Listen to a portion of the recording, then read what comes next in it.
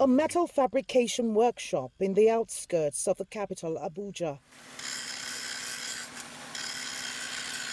It's an energy-intensive enterprise, but the main grid electricity is very undependable here. So the workshop owner, Joseph, is getting things done with generators. He has 5 of them in the workshop. He says some of them are backup in case of a breakdown. For 19 years, generators have been the main source of power for his business. They are costly, noisy, and produce lots of toxic fumes.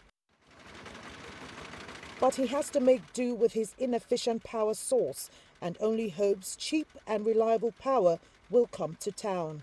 It will be cheaper for me to use the main power grid, where there is constant power, where there is stable power.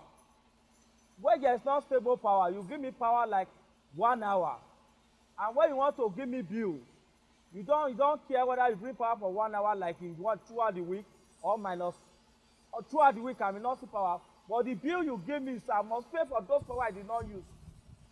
So that is the reason why I'm using the generator stable, because it's whenever I buy diesel, I will run there for my business. For now, it looks like the generator is cheaper for me because the power is not stable. Electricity supply in Nigeria barely meets the demand.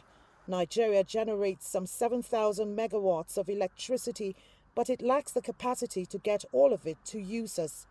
As such, only 8 million of the 198 million Nigerians are hooked up to the main power grid.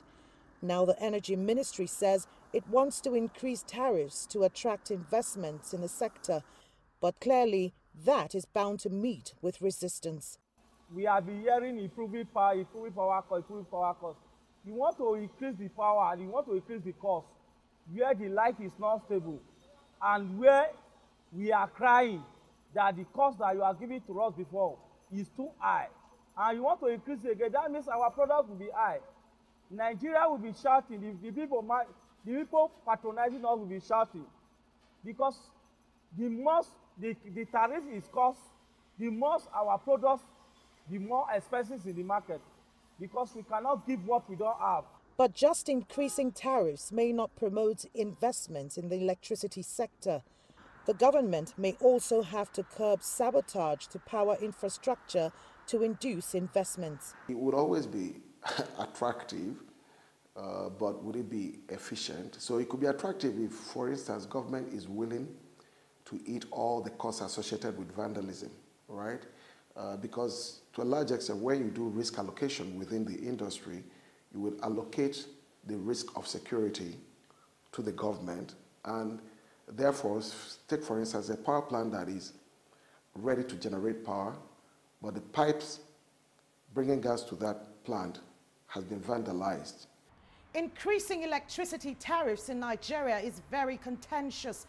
There's a popular belief that the current billing is more of guesswork than actual kilowatts of electricity consumed. Even though prepaid meters were introduced, only 3 million of the 8 million users have them.